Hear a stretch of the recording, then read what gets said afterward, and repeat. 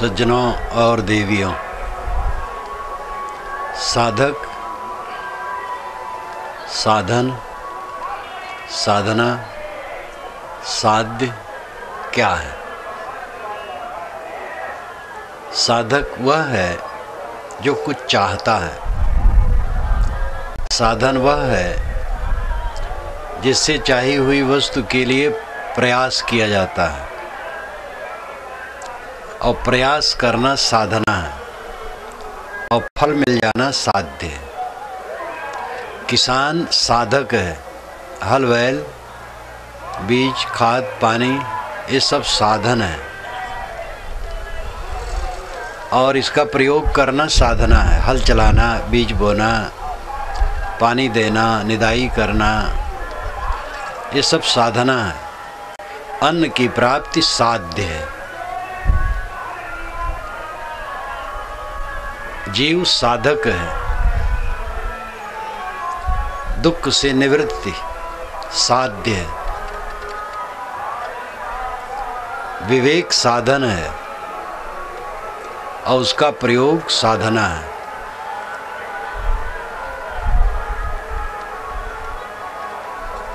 कोई जीव दुख नहीं चाहता है, और इस दुनिया में दुख के अलावा कुछ नहीं। जहाँ कहीं लगता है कि सुख है, वो भ्रम है, सुखाभास है, सुख नहीं है। सारा दिखता हुआ सुख दुख में बदल जाता है। बड़े बड़े उत्सव के बाद गमी का दिन आता है। जो मकान विवाह उत्सव देखता है, पुत्र उत्पन्न का उत्सव देखता है, वही मकान मृत्यु के रुदन को देखता है। मकान तो जड़ है, वो क्या देखेगा? घटनाएं उसमें घटती हैं। सुखाभास अज्ञान से है, और वही सुखाभास के कारण जीव फंस फंस करके दुख के मार्ग में जाता है। संसार में रमणीयता का भास जितना होगा, जीव उतना फंसेगा। रमणीयता की कल्पना अविवेक से होती है। कुछ रमणीय नहीं है। आत्मा के अलावा सब अनात्म है, अनित्य है, दुख है।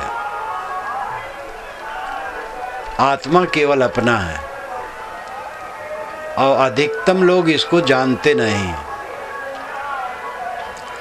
जो दुख भोगता है वो कौन है? जो सुख चाहता है वो कौन है? जो जागृत अवस्था के प्रपंच को देखता है, स्वप्न में जाकर के स्वप्न की चित्रावलियों को देखता है, और गाढ़ी नींद में जाकर के सबके अभाव को देखता है, वो कौन है? जीवन भर सारे घात प्रतिघात किस पर होते हैं? वही आप पर होते हैं, दृष्टा पर, आत्मा पर। अपने को पहचानो, अपने को जानो। साधना मार्ग में विवेक को छोड़ करके लोग भटकते हैं। मन सायर मनसा लहरी, बूढ़े बहुत अचेत, काहे कबीर ते वाची हैं जाके हृदय विवेक। मन सागर है, इच्छाएं तरंगे हैं, और इसमें बह करके बहुत अविवेकी मर गए। वो बचेगा जिसके हृदय में विवेक होगा। गोस्वामी जी भी कहते हैं, माधो मोह पास किम टूटे, बाहर कोट उपाय करी अभी अंतर ग्रंथि न टूटे।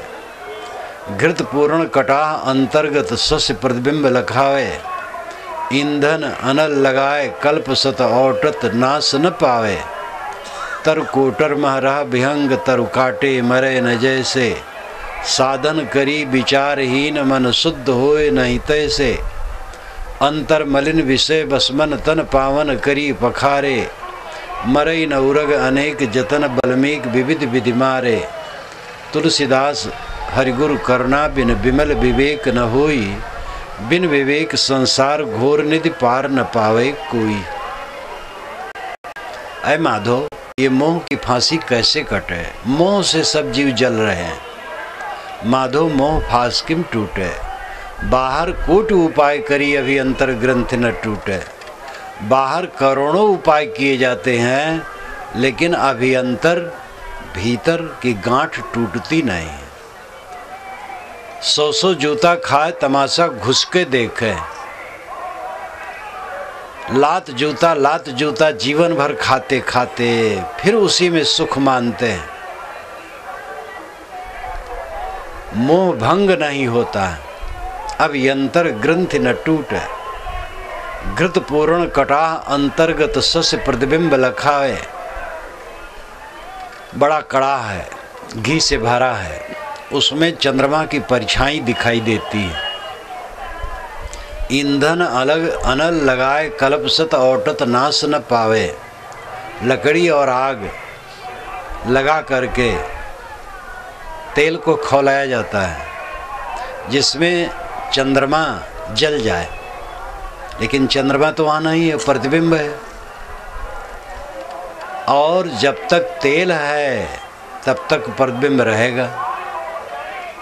चाहे 100 करोड़ कल्पों तक आप ईंधन और आग जलाओ, घी जब तक है उसमें परछाई पड़ेगी। तरु कोटर महरह विहंग तरु काटे मरे न जैसे। साधन करी विचारहीन मन शुद्ध होए नहीं तैसे। पेड़ के खोड़ले में पक्षी रहता है, पेड़ काटने से पक्षी नहीं मरता,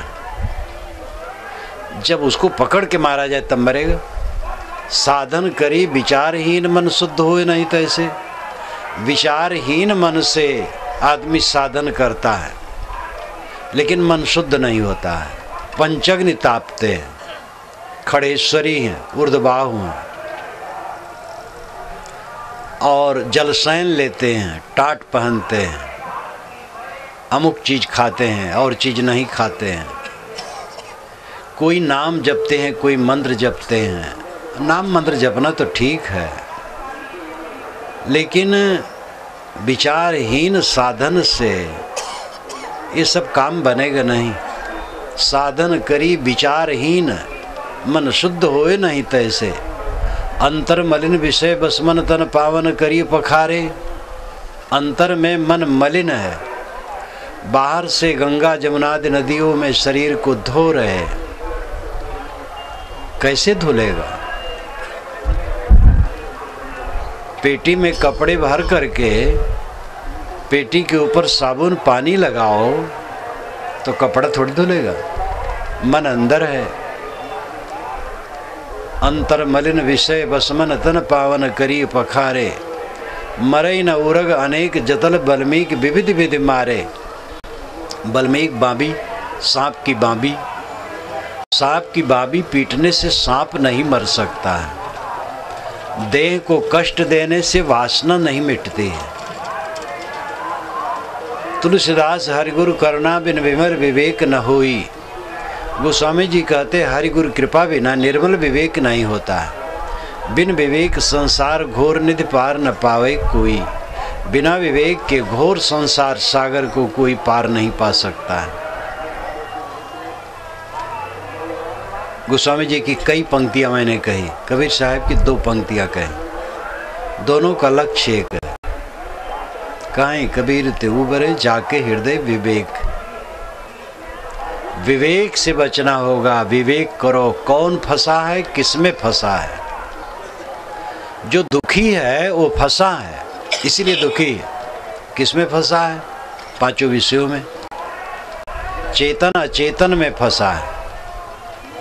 आप शब्द को जानते हैं, शब्द आपको नहीं जानता है, ना अपने को जानता है ना आपको जानता है।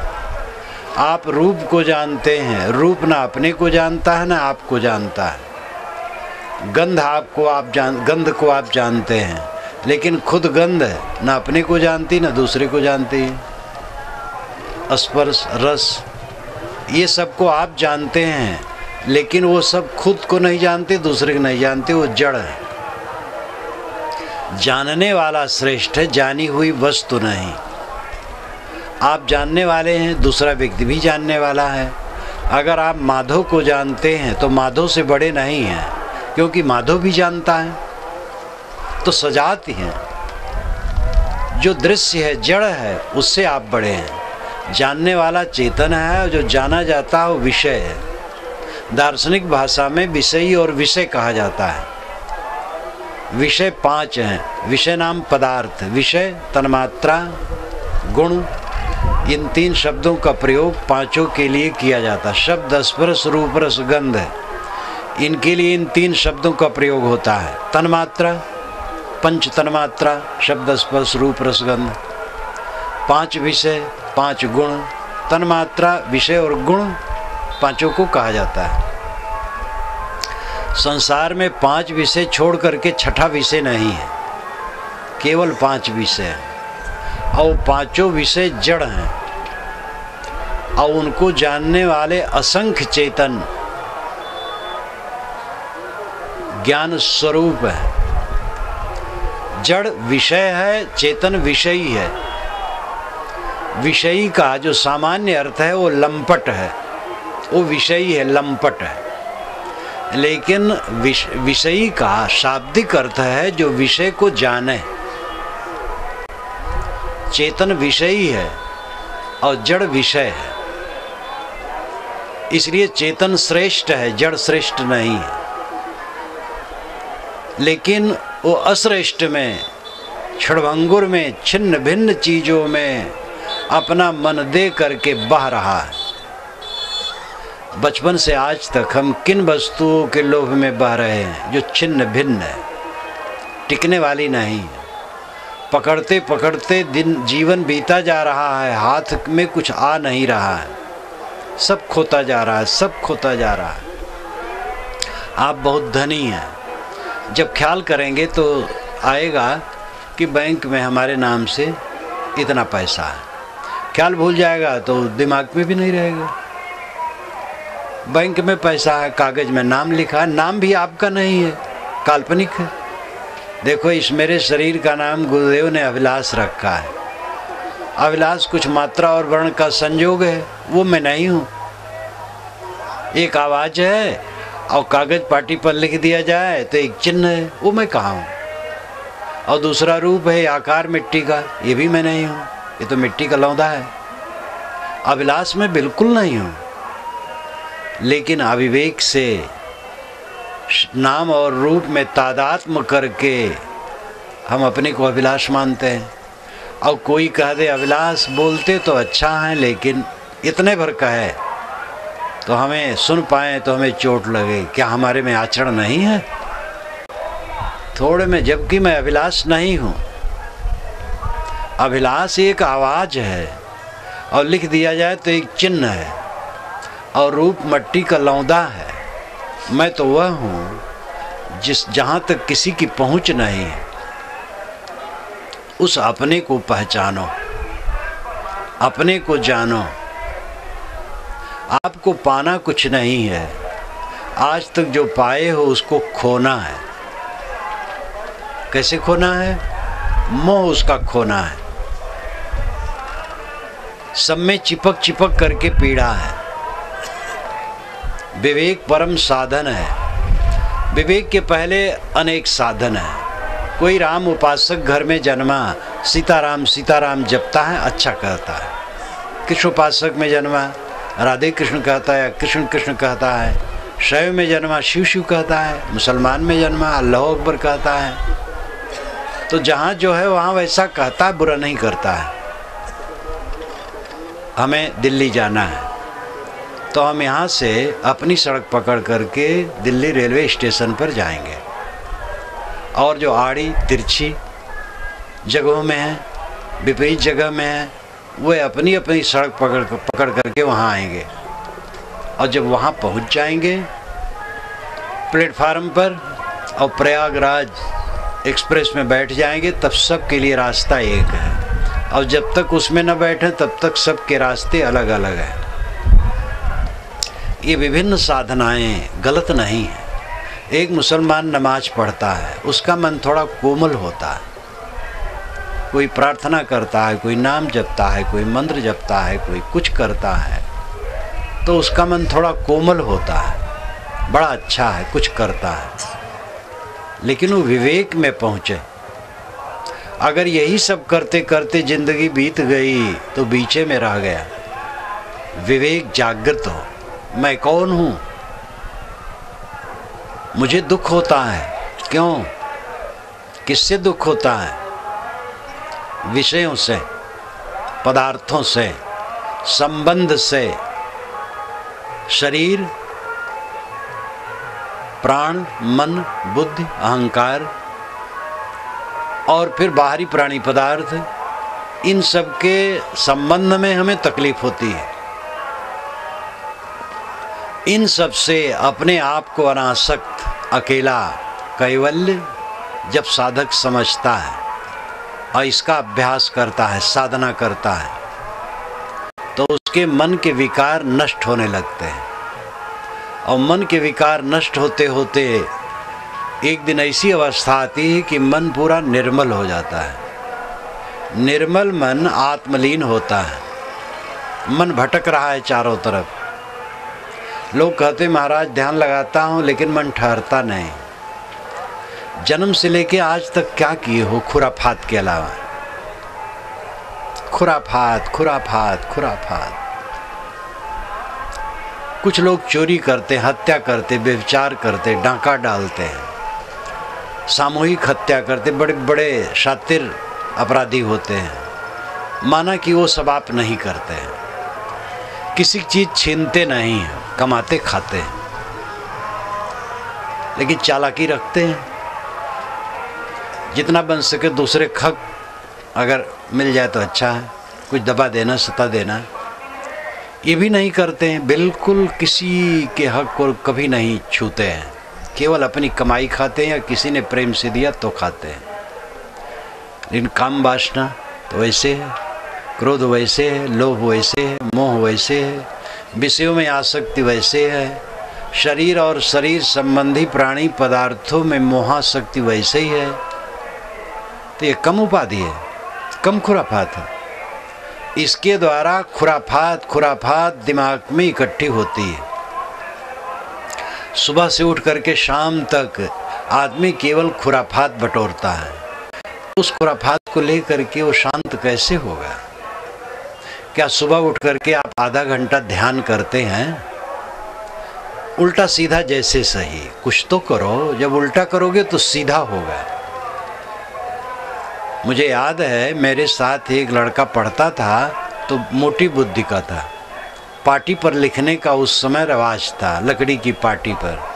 तो बड़ा मेहनती था और लगन वाला था। स्कूल के सामने पोखरा था, बढ़िया बधा हुआ, पानी सब समय उसमें अच्छा रहता था। उसी में हम लोग सब अपना निस्तार करते थे बच्चे।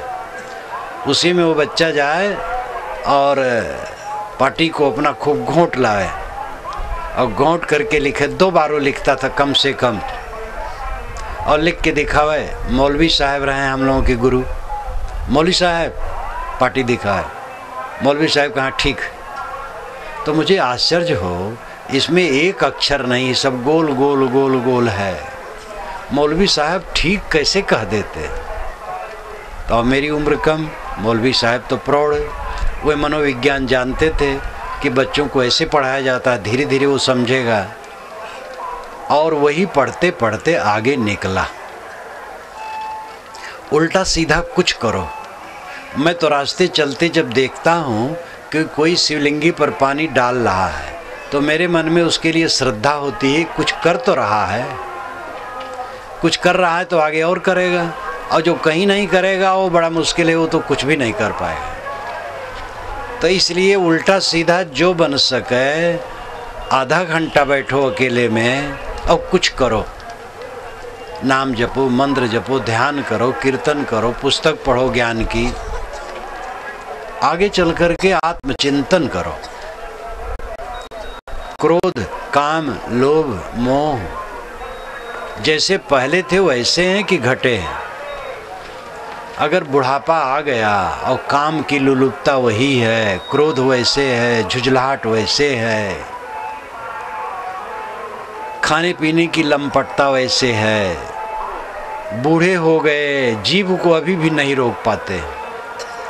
एक सज्जन रहे, उनको शुगर बहुत रहे, लेकिन भात से बहुत मोह रहे। तो जा करके गेहूं पिसाने जब जाएं तो चक्की घर में रखा है, कहें कि चक्की वाला कहा है कल देंगे, आज तो फुर्सत नहीं।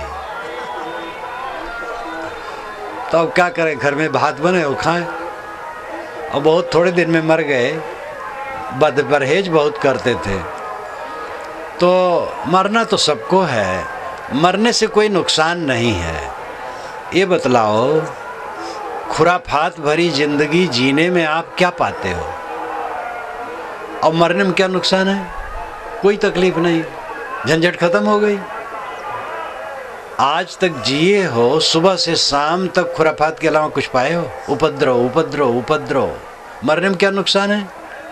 लेकिन मोह है, मोह के नाते नुकसान लगता है। जिस दिन मोह मिट जाएगा तो आत्मा राम हो जाएगा, मरना जीना बराबर हो जाएगा। मरना कुछ है ही नहीं। साहब ने कहा मरना मरना क्या करे, मेरी मरी बलाए, मरना था सो मरी रहा, अब कब मरने जाए।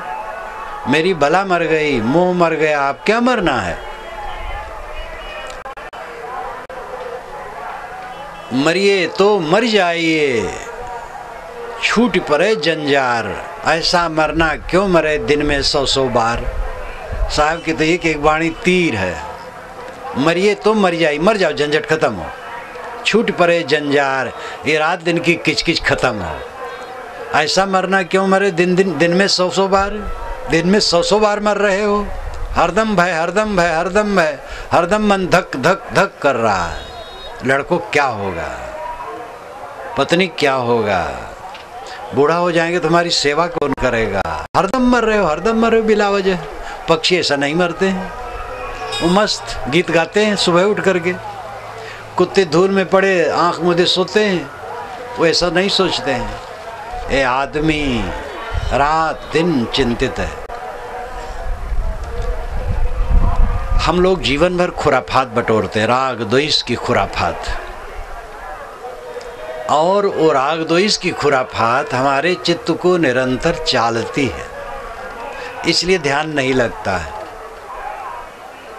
खुराफात को मिटाओ। कारण कार्य की अटूट व्यवस्था होती है, कारण से कार्य होता, बिना कारण के कार्य नहीं होता है। मन इंद्रियों का बर्ताव जितना अटपट होगा, मन उतना अटपट होगा। इंद्रियों का बर्ताव जितना सुंदर होगा, मन उतना सुंदर होगा। और मन जितना सुंदर होगा, सुव्यवस्थित होगा, इंद्रियों का बर्ताव भी सुव्यवस्थित होगा। एक दूसरे को बल देते हैं। मन को संभालो जिससे इंद्रियां संयत हों, और इंद्रियों को संभालो जिससे मन संयत हो। और ये अपना करना पड़ेगा। आप लोग चाहते हैं गुरु कृपा करके हमारे ऊपर शक्तिपात कर दें। शक्तिपात का बड़ा हुआ है, कोई शक्तिपात नहीं है। गुरु जी कृपा कर दें, हाथ उठा दें और उनके हाथ से किरण निकले और हमारे में पहुंच करके सब बदल दे। ऐसे गुरु खूब हैं, इसी मेले में खूब ऐसे गुरु हैं। लेकिन धोखा खाना है, समझ लो। महंगा रोए एक बार, सस्ता रोए बार बार। महंगा सौदा लेना, सस्ता नहीं लेना। गुरु केवल रास्ता बताएगा, चलना पड़ेगा आपको। आपके अंदर में जो विकार है उसका दृष्टा कौन है? आप हैं। आपने वो विकार को बनाया है, आप ही उसके दृष्टा हैं, आप ही उसे मिटा सकते हैं। गुरु कैसे मिटा पाएंगे? गुरु रास्ता दिखाएंगे। गुरु अपना विकार मिटाए रहते हैं, वो अपना कल्याण किए रहते हैं। जो सच्चा गुरु है अपना कल्याण किए है, आपको रास्ता बताएगा। चलना पड़ेगा खुद। भगवान काम कर देगा, भगवान भी नहीं कर पाएगा। भगवान बेचारा कर पाता तो आज तक कर देता। भगवान का चलता तो सारे शराब की फैक्ट्रियां बंद करवा देता। ये तम्बाकू, बीड़ी, सिगरेट, गांजा, भांग बंद, घूस सब बंद करवा देता। और चोरी व्यभिचार हत्या राहजनी, ये आतंकवाद, मंदिर मस्जिद में बैठ के लोग उपासना कर रहे हैं, आतंकवादी आए भून करके चले गए। भगवान का बस चलता तो ये सब बंद करवा देता, उसका बस नहीं चलता है, वो कहाँ बंद करवा पाएगा। आप अपना देखो, हाई फाई में न पढ़ो, हाई फाई में लोग खूब पढ़ते हैं। भगवान चाहे तो सूरज पर कमल उगा दे और कमल पर सूरज उगा दे, क्योंकि ईश्वर सर्वसमर्थ है। चाहे तो कमल पर सूरज उगा दे और सूरज पर कमल कमल कर दे। ईश्वर से निवेदन करना चाहिए कि कमल पर सूरज न उगाओ, सूरज पर कमल न उगावे, धरती से सारी बुराइयों को खत्म करवा दे। नहीं करवा पा रहा है तो आप नाजायज फायदा भगवान का करके जो उठाना चाहते हैं, इस भूल भुलैया को छोड़ें, संभालें अपने को। क्या आपके ऊपर भगवान की, ईश्वर की, ब्रह्म की, प्रकृति की, कुदरत की कम कृपा है?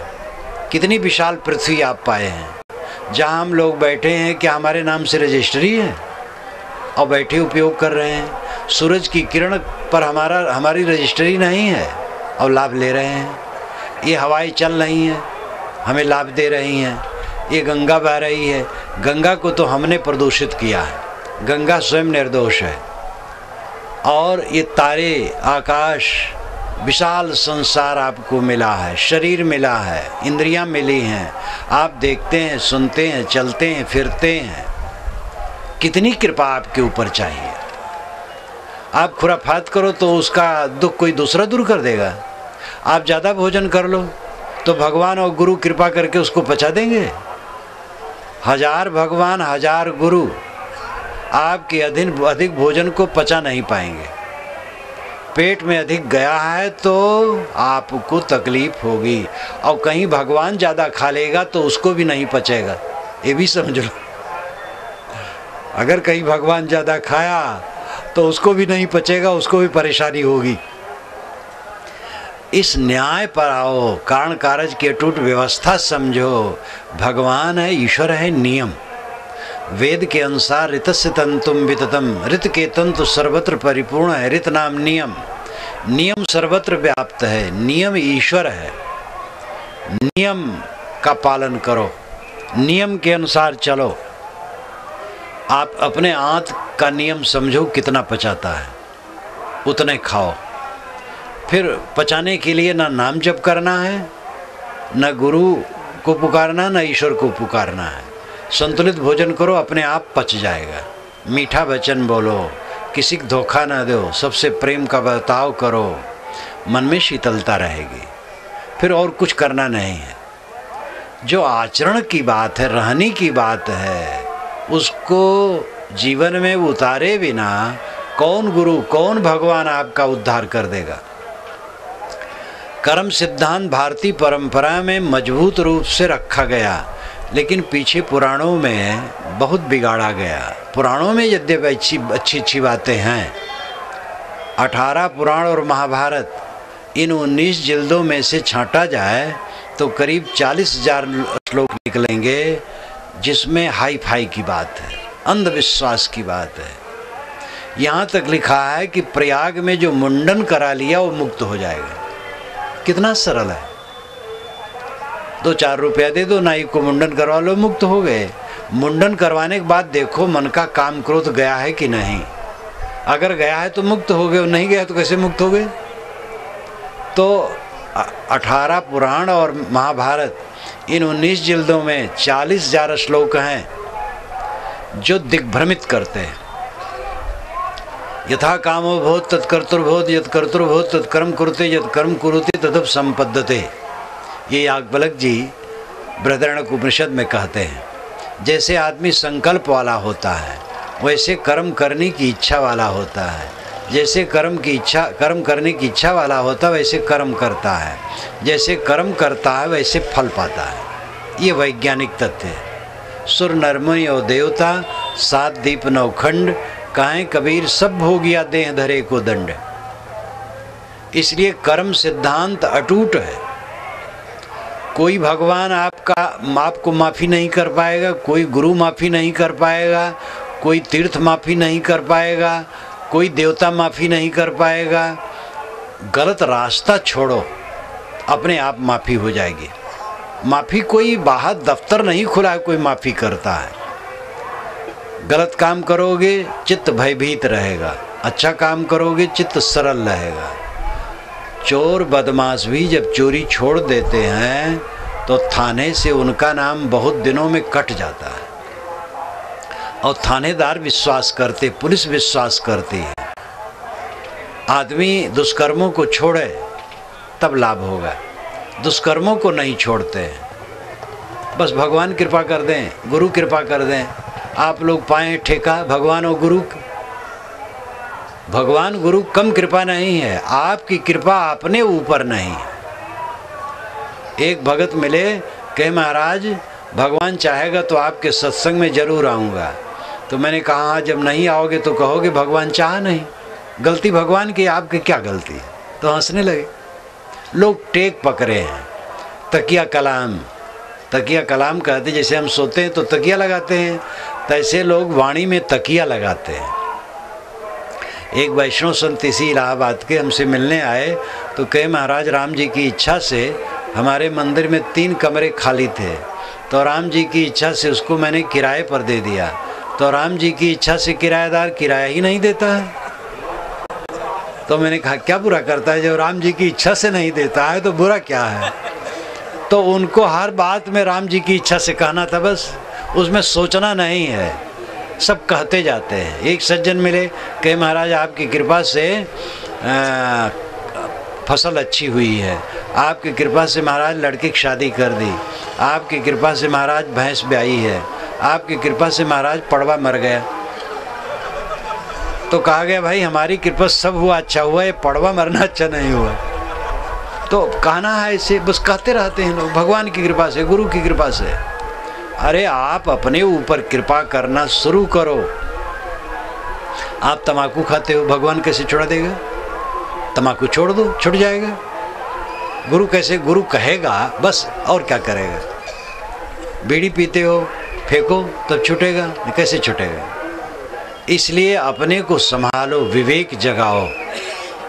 पाना कुछ नहीं है, मांजना है मन को और विसर्जित करना है सब कुछ। अकेले में बैठो, ध्यान करो, शरीर मेरा रूप नहीं है, प्राण मैं नहीं हूँ, मन मैं नहीं हूँ, बुद्धि मैं नहीं हूँ, अहंकार मैं नहीं हूँ, मैं शुद्ध चेतन हूँ, निर्मल हूँ। आवाज़ सुनता हूँ वो जड़ है, ज्योत देखता हूँ वो जड़ है, बिंद देखता हूँ वो जड़ है। बिंद ज्योत नाद ये सब पहली साधना में ठीक है। अपने मन को एकाग्र करने के लिए आप आंखें बंद करें और बंद आंखों में अंधकार प्रकाश जो दिखाई दे उसी में मन ठहराएं। ये पहली साधना है। या सांस आती जाती है अपने आप, सांस पर मन ठहराएं। या एक बिंदु की कल्पना कर लें हृदय में, उसी पर मन ठहराएं। या अपने गुरु का चित्र मन में ले लें या किसी महापुरुष का, उसी में मन ठहराएं। तो ये सब पहली साधना में ठीक है। अंत में न नाद, न बिंद, न ज्योति, न कुछ। सारे विचारों को छोड़ दो, शांत। सारे विचार खत्म हो गए, अपने आप रह गया वो नीरवता, निस्तब्धता, निशब्दता। अंतिम साधना निस्तब्ध और निशब्द अवस्था है। निस्तब्ध का मतलब हिलना डुलना नहीं। तो हिलना डुलना छोड़ना तो थोड़ा अभ्यास करके सहज है। पलथी मार के बैठ जाए, अभ्यास कर ले तो देर तक आदमी बैठा रह सकता, नहीं हिले डुलेगा। ये निस्तब्ध दशा है। निशब्द दशा बहुत ऊंची है। निशब्द शब्द मन में चलते हैं, मन के संकल्प विकल्प में शब्द चलते हैं। जैसे हम बैठे हैं, बैठते बैठते मुझे गाय की याद आ गई, तो गाय शब्द दिमाग में आ गया और गाय का रूप आ गया, तो गाय का नाम और गाय का रूप ये दोनों आ गए। इतने में ट्रेन की याद आ गई, तो ट्रेन नाम आ गया और ट्रेन का आकार रूप आ गया। नाम और रूप ये दोनों मन के साथ चलते हैं। जब मन पूरा शांत हो जाता है तो नाम रूप शांत हो जाते हैं। यही माया से अतीत अवस्था है। नाम रूप माया है। मन शांत हुआ, नाम रूप शांत हो गए, बस माया से अतीत हो गया, स्वयं शुद्ध बुद्ध रह गया। पाना कुछ नहीं है। परमात्मा आपका आत्मा है। आत्मा से अलग परमात्मा कोई कहीं खोज करके नहीं पाएगा। चारों वेदों में, 6 शास्त्रों में कहीं नहीं लिखा है कि बाहर से कोई परमात्मा मिलता है। तो पुराणों में बहुत गा दिया गया है और उसी से लोग इतने बहके हुए हैं। वेद शास्त्र पढ़ना खत्म हो गया, उपनिषद पढ़ना खत्म हो गया। कबीर साहब ने वही धारा चलाई जो उपनिषदों का चिंतन था, शास्त्रों का आत्मपरक चिंतन था। उसी तत्व विवेक को कबीर साहब ने समाज के सामने रखा। कबीर साहब ने कुछ ऐसा नहीं रखा है जो कहीं हो ही नहीं और ले आए हों। जो है, वैज्ञानिक किसका शोधन करता? जो है। इसलिए सत्य तत्व नित्य है और उस पर शोधने सोचने वाले सब समय में हैं, आज भी हैं, आगे भी रहेंगे। बौद्धों और जैनों का प्रचार बढ़ गया। पंडित लोग तब तक हवन करते थे, बड़े बड़े यज्ञ, एक एक यज्ञ में कई किलोमीटर में ऐसे ऐसे भी यज्ञ होते थे कि कई किलोमीटर में उनका सब राबा ढाबा रहता था और उसमें मंत्र पढ़ करके हवन करते थे। बाकी समय में जब कहावत कहते थे तो भी संस्कृत में, जनभाषा में नहीं। पंडित लोग जनभाषा में बोलना ही अपनी तौहीनी समझते थे। बुद्ध और महावीर ये दोनों जनभाषा में सदाचार की बात कहे, हवन तर्पण को तिरस्कृत किए। जीववध करते हैं, हवन करते हैं, क्या करते हैं, सब सदाचार की बात कहे, फैला। तो जैन बौद्ध का प्रचार काफ़ी फैला और सबका उसमें अधिकार था, मानव मात्र से प्रेम। और पंडित लोग तो मानव मात्र से प्रेम करने का आदि नहीं। वो तो 3, 13 सवा लखी सरवरिया धाकर पंथ पावन पंग दूषित महारोग। अगर ब्राह्मण मंडली इकट्ठी हो जाए तो एक दूसरे को छोटा ब्राह्मण सिद्ध करने लगेंगे। हम ऊंचे, तुम नीचे, हम 3 हैं, तुम 13 हो, और ये सवा लखी हैं, हम सरवरिया हैं, तुम धाकर हो। तो ये झगड़ा बौद्ध जैन का विचार फैला। तब पंडितों ने ये पुराणों और महाकाव्यों का विस्तार किया। तो तमाम देवी देवता, तमाम स्थूल बातें और सस्ते नुस्खे बांटे गए कि उनके यहाँ तो बौद्धों जैनों में बहुत मेहनत करके, साधना करके तब कहीं कल्याण होता है। हमारे यहाँ तो गायत्री जपो बस तुरंत मुक्ति है। रात भर पाप करो, सुबह गायत्री जप लो तो रात भर का पाप कट जाएगा और दिन का पाप शाम के गायत्री जप से कट जाएगा। लेकिन गायत्री मंत्र के रचयिता विश्वामित्र जी ऐसा कभी नहीं जानते थे कि ऐसा भी अर्थ लोग लगाएंगे।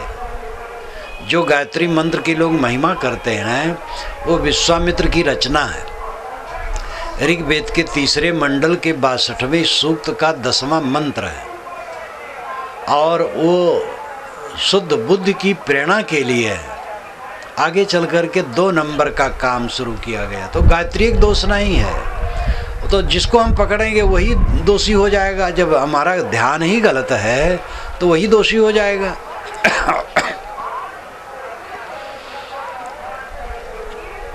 सस्ते नुस्खे चले और हमारा समाज बहुत भटक गया।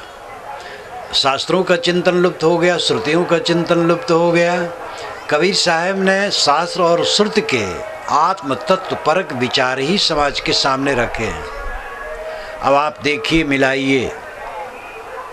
वो कहते हैं कस्तूरी कुंडल वसे मृग ढूढ़े मरमाए, तैसे घट घट राम है दुनिया जानत ना है।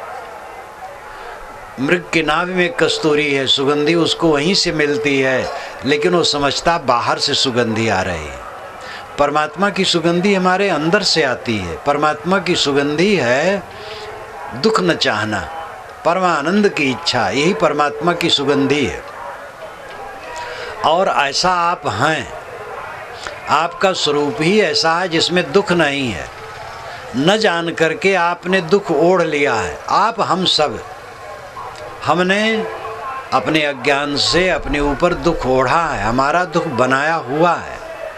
सुख बहुत सरल है, जो सच्चा सुख है बहुत सस्ता है, बहुत सस्ता है। उसमें धनी गरीब का भेद नहीं, ब्राह्मण शूद्र हिंदू मुसलमान का भेद नहीं, स्त्री पुरुष का भेद नहीं, किसी का भेद नहीं। सस्ता कैसे है सच्चा सुख? व्यवहारिक रूप से सच्चा सुख है भूख लगने पर पेट भर भोजन मिल जाए और तन ढकने कपड़े मिल जाए और सोने की जगह मिल जाए और आध्यात्मिक ढंग से मन निश्चिंत रहे, यही परम सुख है। ये बहुत सस्ता है। जहाँ रहो हाथ पैर मारते रहो, पेट भर जाएगा। आलसी का पेट भरता है, लेकिन वो गलत है। मेहनत करो, पेट भर जाएगा, तन ढक जाएगा और सोने की जगह मिल जाएगी। मन को ठीक करो। पेट भरने क्या इतना आदमी जमा किए हैं जो खा नहीं सकता है। एक सज्जन कहते थे, महाराज मेरे 65 शर्ट हैं। इसको मैं उद्धृत किया करता हूँ, है बहुत पुरानी घटना, कम से कम 45 बरस पुराने। वो कहे थे हमारे 65 शर्ट हैं। 65 शर्ट, दिमाग खराब कराऊ बात, क्या फ़ायदा है? तो खाने पीने रहने बसने की चीज़ें तो बहुत ज़्यादा हैं, आवश्यकता से अधिक कितने लोगों के, और सामान्य के भी काम भर का मिल जाता है। मन निश्चिंत नहीं होता है। क्यों? क्योंकि वो काम नहीं किया जाता है।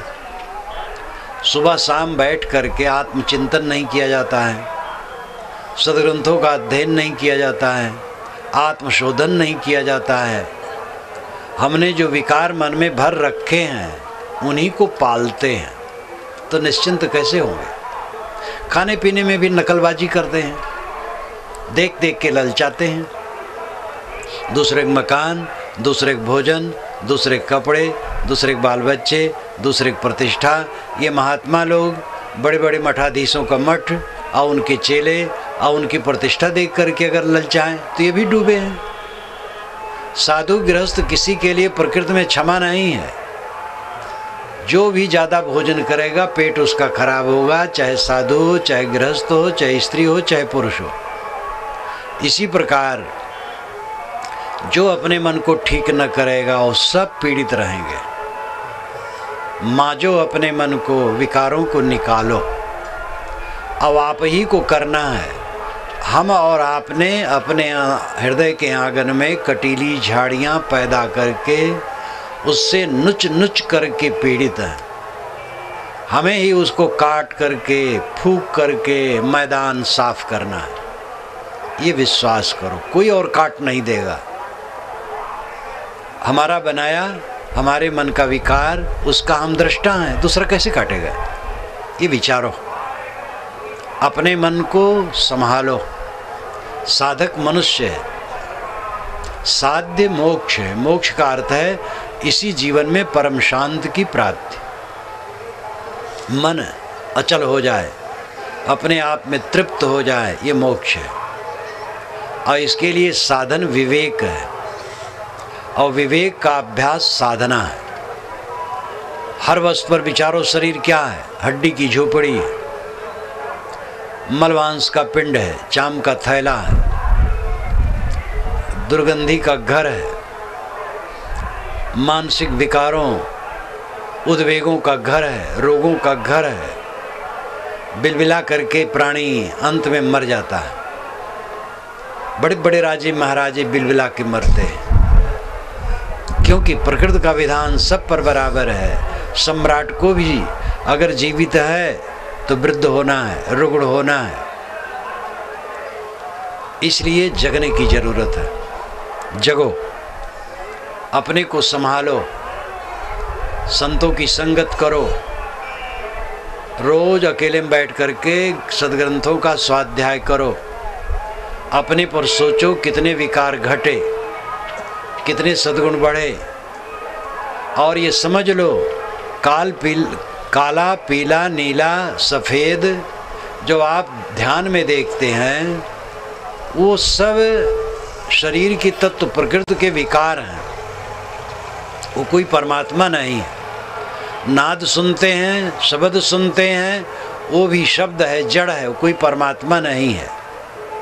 जो कुछ देखोगे, सुनोगे, सोचोगे, गोस्वामी जी भी कहते देखी सुनी गुनी मन माही, मोह मूल परमार्थ नाही। गो गोचर जहाँ लग मन जाई, सो सब माया जाने हो भाई। तो जो देखोगे, सुनोगे, सोचोगे मन में, वो विकार पैदा करेगा। मन को संभालो, मन को सुधारो, और इस पर लगन किसी को हो जाए, ये काम बहुत सरल है।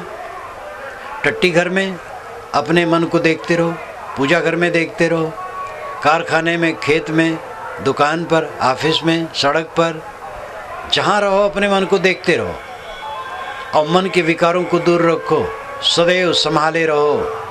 इस प्रकार जो अपने मन को साधेगा, धीरे धीरे वो परमानंद को प्राप्त करेगा, उसका हृदय मक्खन हो जाएगा। कबीर मन निर्मल हुआ जैसे गंगा नीर, पीछे पीछे हर फिरें कहें कबीर कबीर। साहब कहते जब मन निर्मल हो गया गंगा पानी के समान, तो पीछे पीछे हर घूमते हैं कि कबीर मैं आपकी क्या सेवा करूं। हमारे पीछे हर घूमेगा या तो शैतान घूमेगा। पवित्र संस्कार भगवान है, गंदे संस्कार शैतान है। चोर जहाँ रहता है उसको लगता है पुलिस आ रही, और सज्जन के सामने पुलिस भी आए तो वो भी मित्र है। अपने मन को संभालना है, इस पर ध्यान दें। मैं अपनी वाणी को विराम देता हूँ।